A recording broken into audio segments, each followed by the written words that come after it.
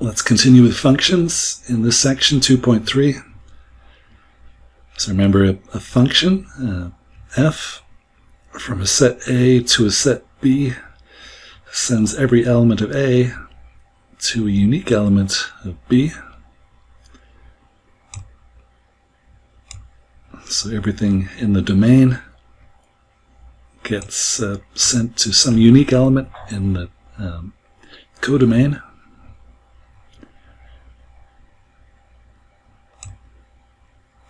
So we use this notation to say f is a function from a set A to a set B.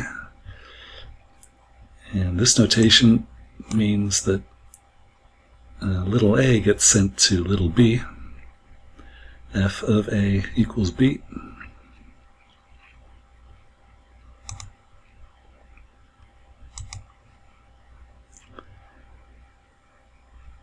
Example 1. Yeah, we did an example like this with integers before, and now we're changing the domain to be the real numbers. And this f takes any real number and gives you back the square. Alright, so this is a function from the real numbers to the real numbers. So 7 gets sent to 49. And this time 1/2 is in the domain. So 1/2 gets sent to 1/2 times 1/2, that's 1/4. Alright, so any real number, so any decimal gets squared by this function.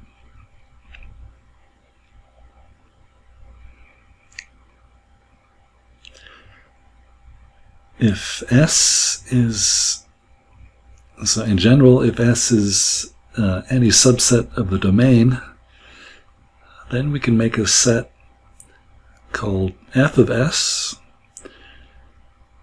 It's just the set of all the outputs when you input the elements of S.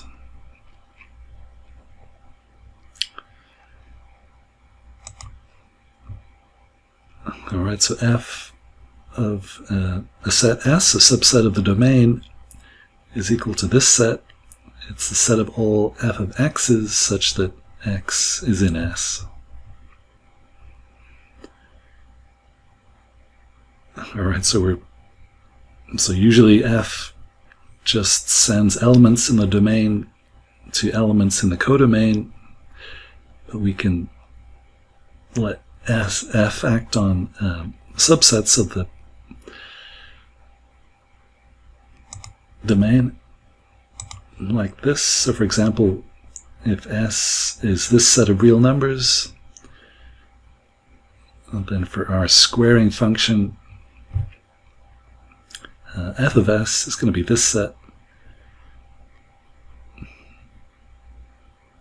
And so 0 gets sent to 0, 1/2 gets sent to 1/4, and these two get sent to the same place, 49.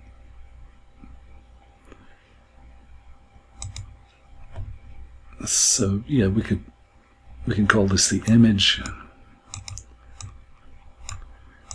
of S.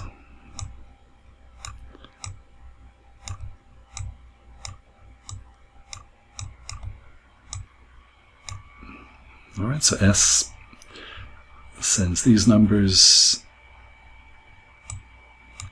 to these numbers. So that's just another way to think about how the function operates.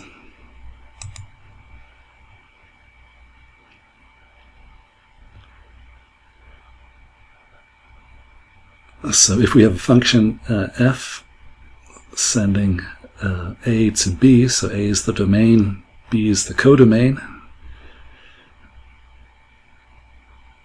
then f of A, so then this set is called the range of f. So another way to think about the range, it's just where f sends the domain.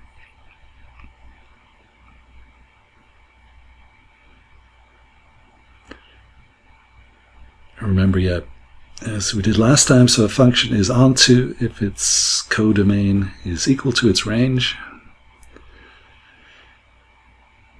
and a function is one-to-one if different elements of the domain always get sent to different elements in the codomain.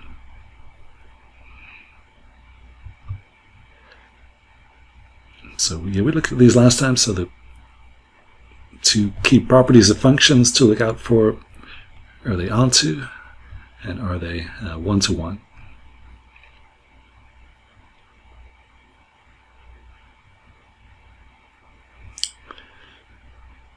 Let's talk about inverse functions next. So starting with a function f from a to b, for example, sending little a to little b.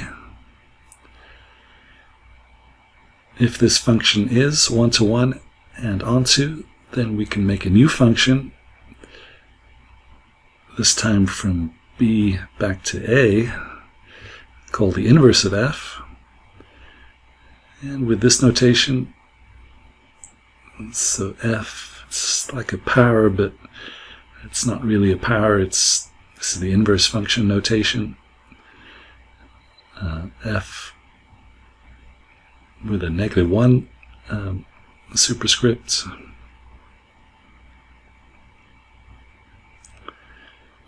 And this inverse reverses f. Okay, so if f sends a to b, then the inverse sends b back to a.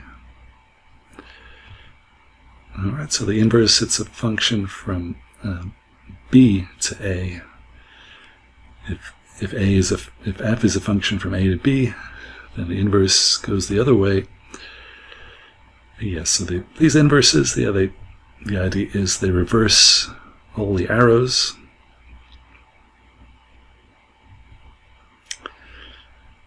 But reversing the arrows, it only makes a new function if we start with an f that's one-to-one and onto.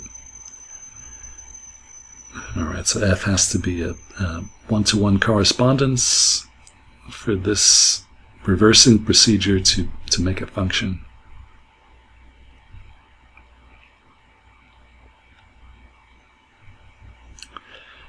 Time for an example.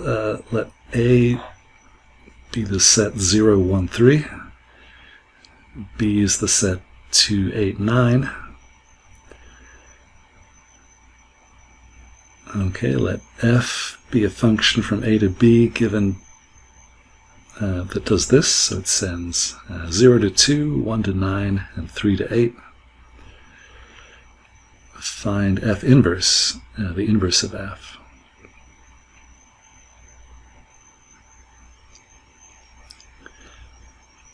Alright, so first, this does make sense. So f is one-to-one and onto, so we do have an inverse. Well, if f sends 0 to 2, then f inverse has to send 2 back to 0. F sends 1 to 9, so f inverse sends 9 back to 1. And f sends 3 to 8, so f inverse sends 8 to 3. So it may be clearer in a picture. So here is f.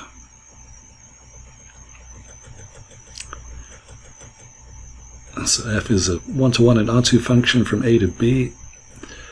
And just the idea is f inverse, we can reverse these arrows, so go this way to get the inverse.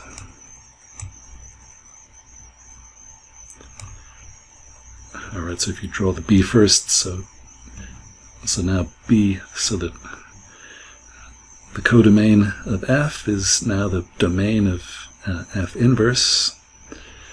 Okay, so f inverse sends 2 to 0, 8 to 3, and 9 to 1.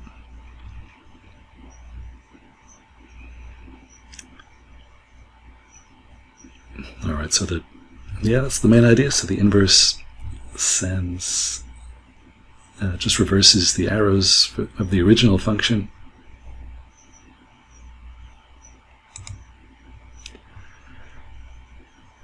And why does the original function have to be, for example, 1 to 1? Well, you can see if f is not 1 to 1, so if two arrows go to the same place, then for the inverse you're going to have two arrows coming out of 2 if you reverse these. Alright, so that's a problem, so the inverse is not a function.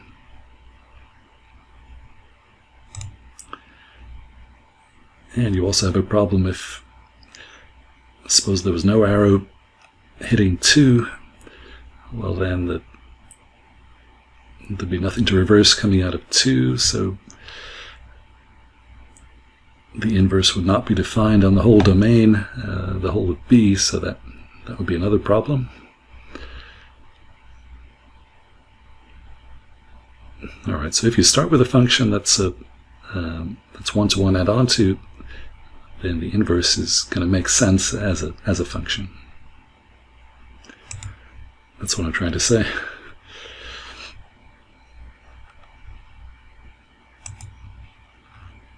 More examples here. So example 19, let f be a function from z to z, so from the integers to the integers, given by this formula. So it just takes any integer and adds 1. So 8 gets sent to 9. 1000 gets sent to 1001. Is f invertible? And if it is, what is the inverse?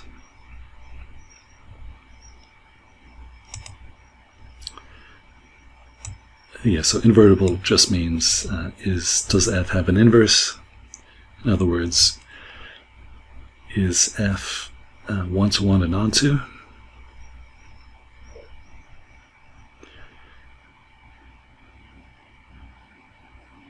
Alright, so yeah, so this function is 1 to 1. So if f of a is equal to f of b, that means a plus 1 is equal to b plus 1. Subtract 1 from both sides, that means a is equal to b. Okay, so remember that's our condition for a function being 1 to 1. So if f of a is equal to f of b, the only way that can happen is if a is equal to b. So that means different numbers do get sent to different places. So this function is 1 to 1. Is it onto? So does every integer get hit by this function? Yeah, so that's easy to see. So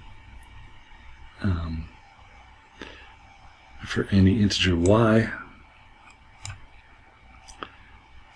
it's going to get hit by y minus 1.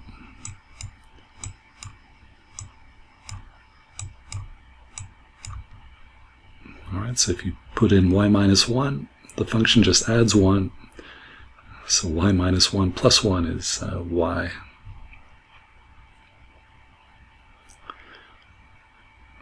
So think of any integer, say 113. Is that in the range of f? Sure. F of 112 is equal to 113.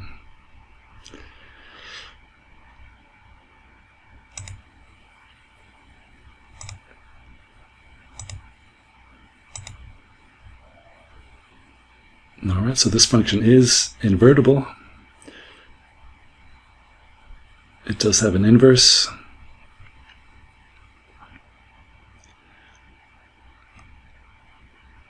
And what is that inverse?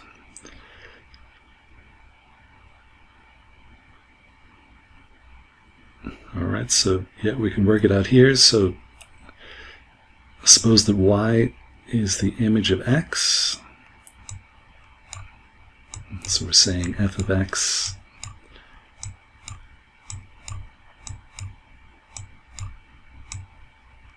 equals y. Well, then y is equal to x plus 1, and solve for x, so x is equal to y minus 1.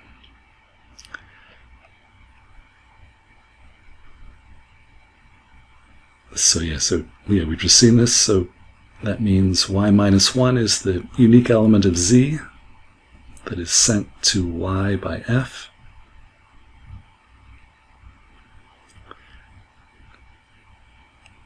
Alright, so f inverse just reverses that.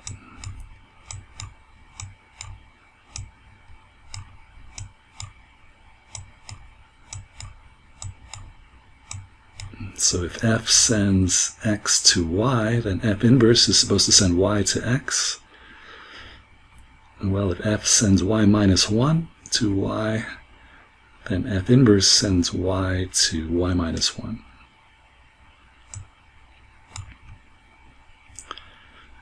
Alright, so if the original function adds 1 to an integer, and the inverse function does the opposite, it subtracts 1. Alright, so that's a complicated way of saying that the inverse of adding 1 is subtracting 1. And so f sends 112 to 113. F inverse sends 113 to 112. Alright, so it's a good way to think of it in terms of x's and y's. And so we usually use this notation. F of x equals y means f inverse of y equals x.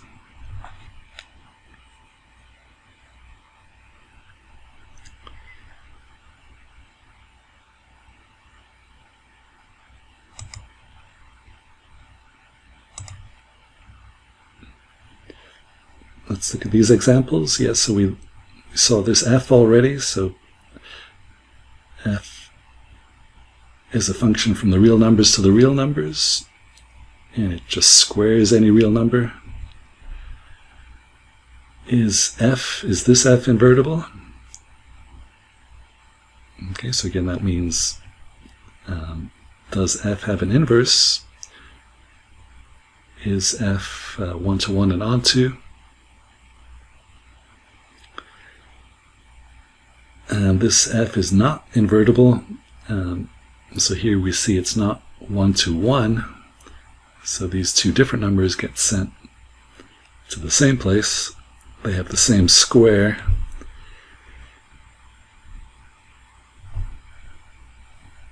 Okay, so we can't just reverse the arrows here, so 4 would have to get sent to two different places. That's no good. So this f is not invertible.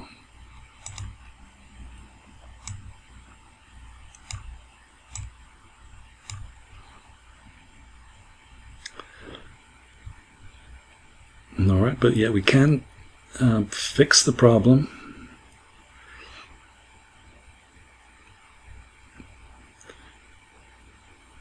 So if we change the domain of f just to be the non-negative real numbers, so just x's that are greater than or equal to 0.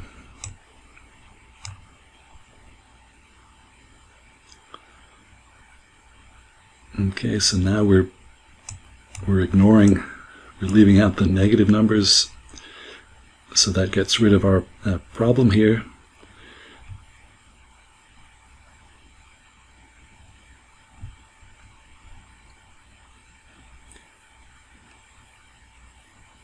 Alright, and yes, you can prove, like if you follow this, that this function, if we just restrict to the domain being the non-negative reals, then this function is one-to-one and onto.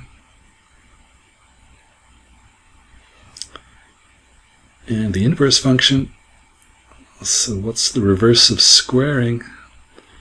Well, that's the square root. Alright, so if you solve x squared equals y for x, then x is equal to the square root of y.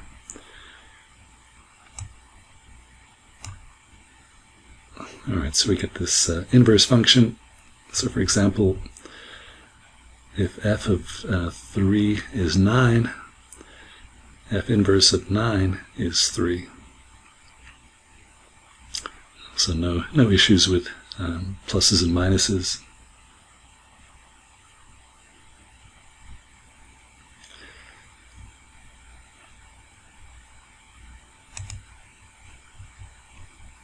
Alright, so again, yeah, these types of examples are covered in more detail in Math 30.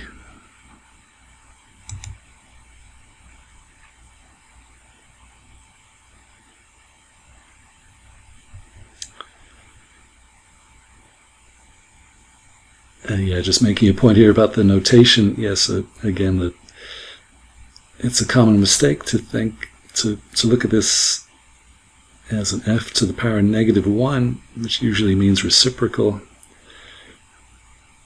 1 over f of y.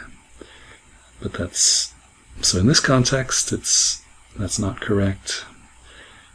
So this is the inverse function notation. So just be careful when you see a negative 1 power. Sometimes it's not a power, it means, like here, the inverse function.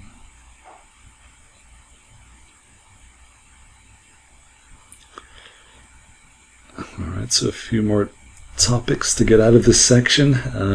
So composition of functions. So if f is a function from a set A to a set B, and g is a function from a set B to a set C, then we can make a new function from A to C just by combining these. Okay, so this function h here is called the composition of f and g. It has a special notation with a little o. Yeah, a good way to read it is g after f, or g of f, but g after f. And what we're doing is here we're putting the function f inside g.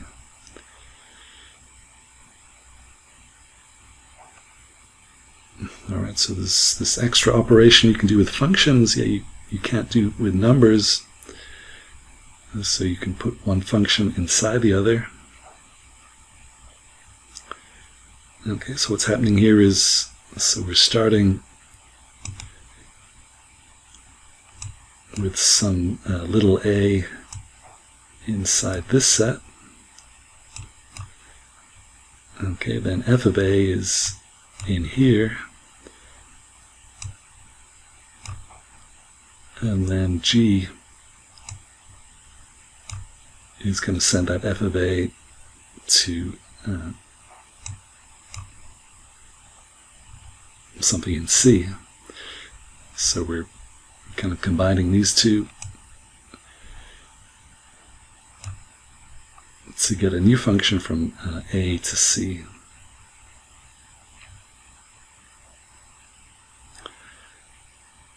Alright, so if you do this is called a composition.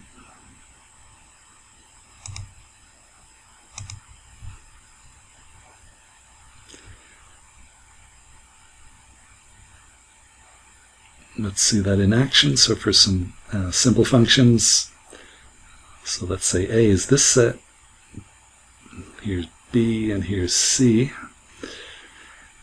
and F is a function from A to B.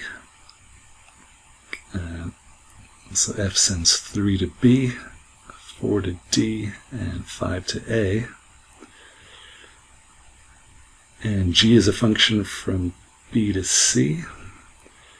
So it sends A to 0, B to 4, C to 0, and D to 0.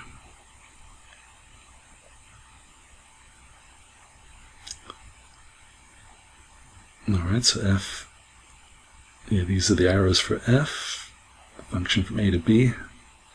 These are the arrows for G, a function from B to C. And then we can make the composition G after F. Yeah, so we're just following the arrows. So let's see, so where does 3 end up? So F sends 3 to B. Okay, so F of 3 is B, and then G sends that to 4. Okay, so in the composition, 3 goes to 4.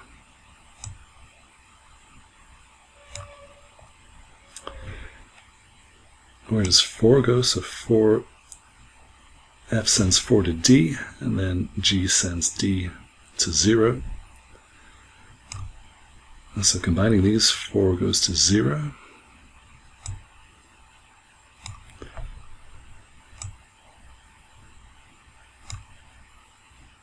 And the last combination, 5 to A to 0. So 5 ends up at 0 as well. Alright, so that's how compositions work. It's maybe confusing. So first we do F from A to B, then we do G. So it's written like this, G after F.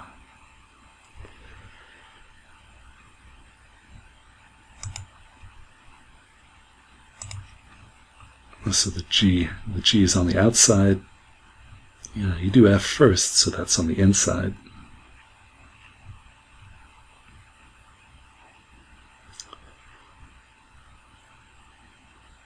Alright, so following the arrows in these types of pictures,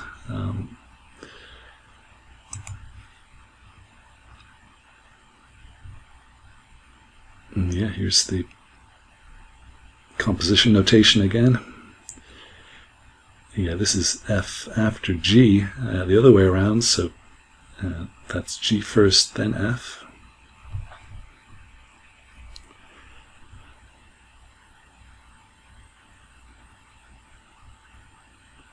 Alright, so let's see this example. This one has formulas. Let F and G be functions from the set of integers to the set of integers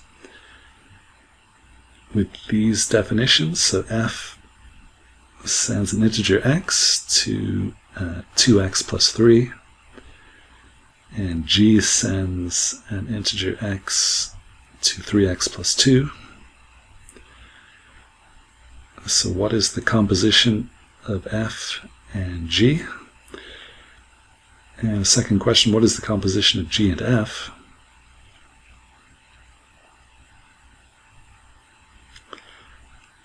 Alright, so first we'll do F after G. Alright, so that means the F is on the outside, the G is on the inside. Okay, so G of x is 3x plus 2. Alright, so that's on the inside. Okay, so we're doing G first. So for example, G sends 4 to 14. So we'd have a 14 here. So then what does F do with the 14? Well, it does 2 times 14 plus 3. Whatever that is, 31. Okay, so we need 2 times this 3x plus 2 plus 3.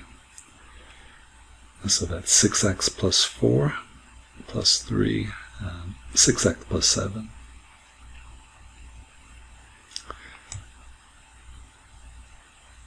Okay, so we get a formula for the composition F after G.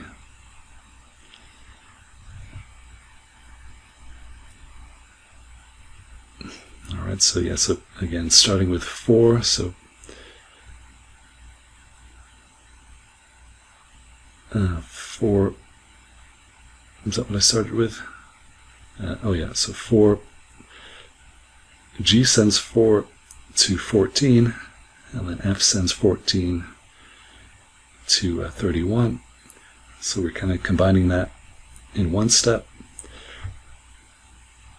So the composition sends 4 to 24 plus 7, yeah, 31. But this formula works for any integer.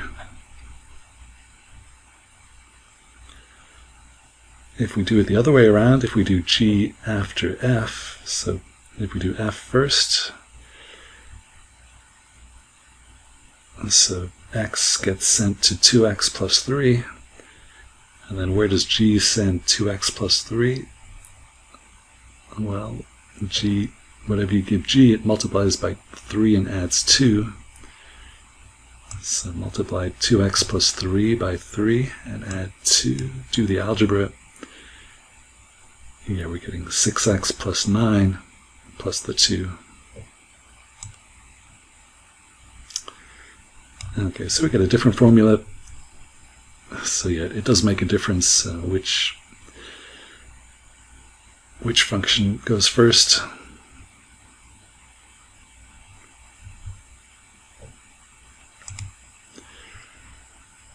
All right, so this idea of composition, it's think of following the arrows, or think of just putting one function inside the other.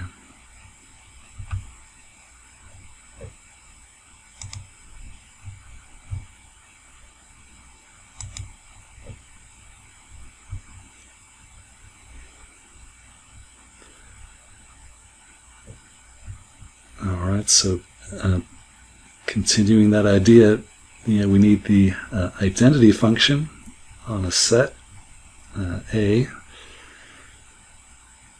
It's the simplest function you can make. It just sends every element in A to itself. So little a goes to little a for any element of the set. So that's called an identity function. For example, yeah, f of x equals x.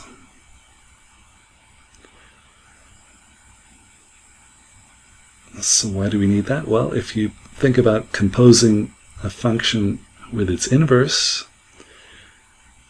what happens? Well, it turns out you always get the identity function.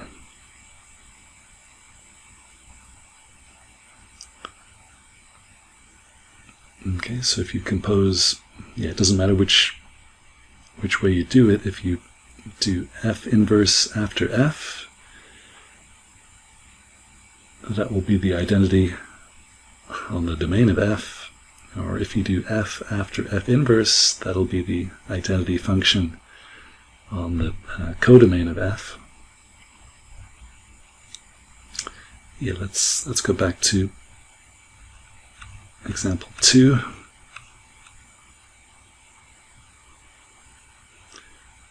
Alright, so for this function, from a to b, so here's f, and then we saw f inverse. So what happens if you compose f inverse with f? So if you do f inverse after f, well, let's see what happens. So 0, f sends 0 to 2, and then where does 2 get sent by f inverse? Think of these connecting.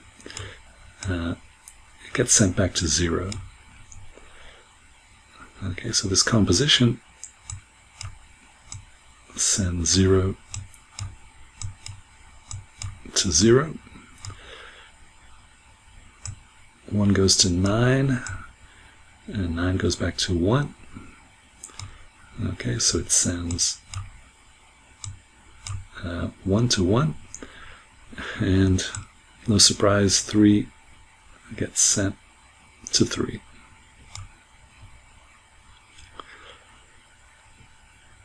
Alright, so f inverse after f, it's just the identity function. It sends 0 to 0, 1 to 1, and 3 to 3.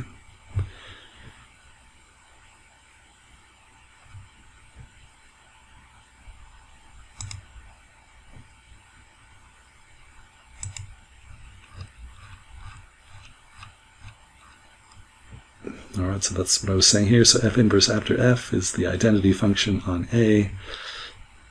And if you do f after f inverse, that'll be the identity function on B.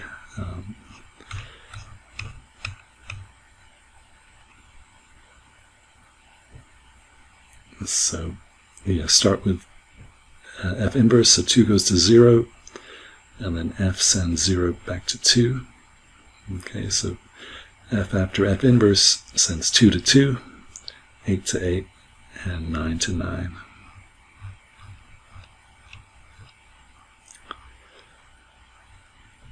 Alright, so yeah, that always happens for inverse functions. That's just because, the inverse does the reverse of whatever f does, so you get back to where you started. Remember our f that added 1, then the inverse subtracts 1, so you're back at the original number. So you have f of x, or the function x goes to x.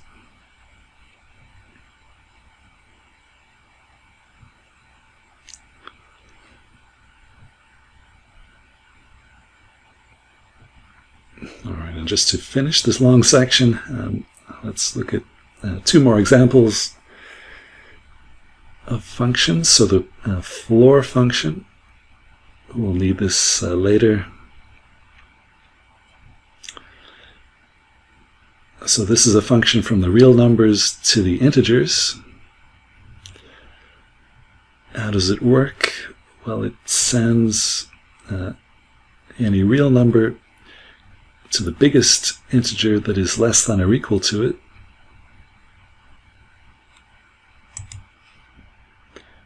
And we use this notation. So the floor, you're kind of going down. Okay, so the floor, it's a function from the reals to the integers.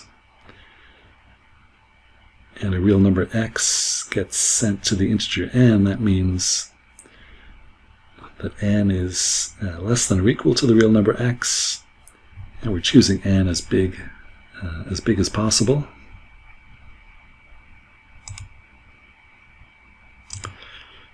Yeah, it makes more sense when you see examples. So the floor of this decimal, 13.4. So what's the biggest integer that's less than or equal to 13.4? 13. The biggest integer less than or equal to 13 is 13. So integers always get sent to themselves. A confusing one is negative 4.1.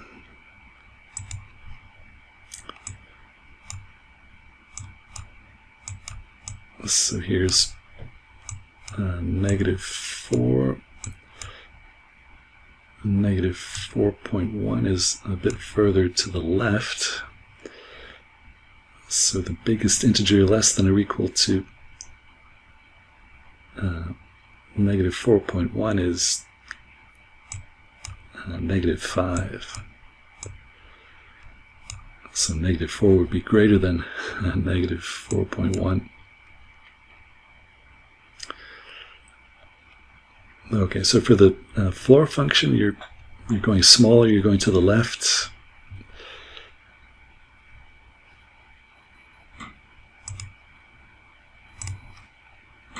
The ceiling function, yeah, it's similar, but it's now you're looking, so for any real number, you're looking for the this time the smallest integer that is greater than or equal to that real number. So ceiling, like you're going up.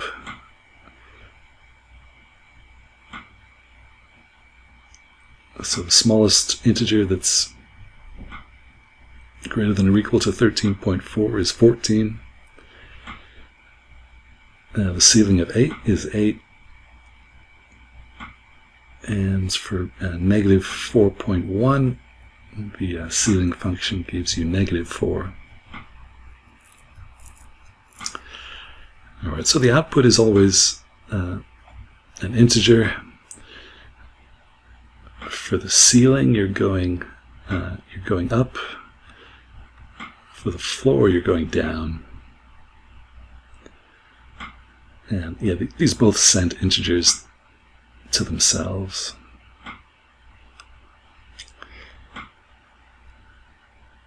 Just a few more examples of that.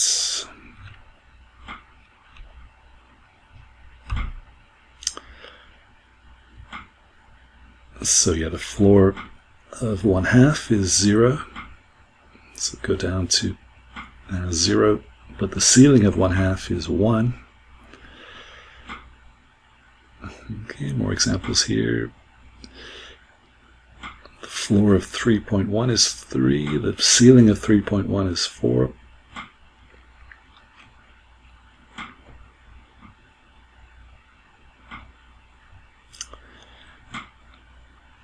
Here's an application. Data stored on a computer disk or transmitted over a data network are usually represented as a string of bytes, where each byte is made of 8 bits. Okay, so a byte might look like something like this. Is that 8? Yeah, so that's an example of a byte, so just a bit string of length 8. How many bytes are required to encode 100 bits of data?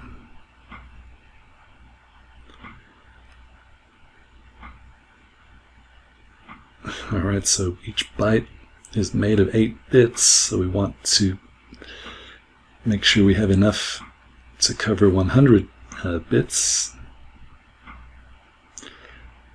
Well, if you divide 100 by 8,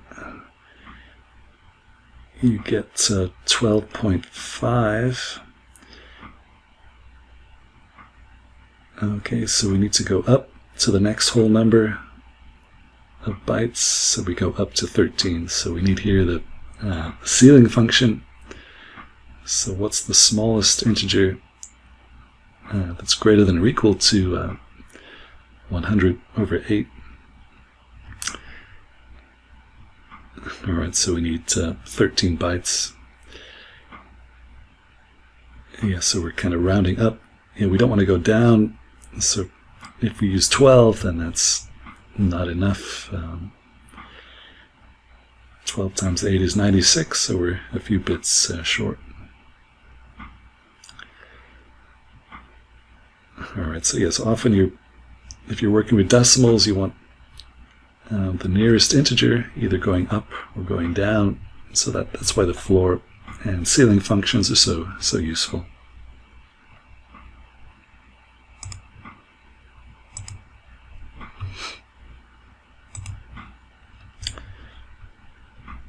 Alright, I think that'll do it for this section.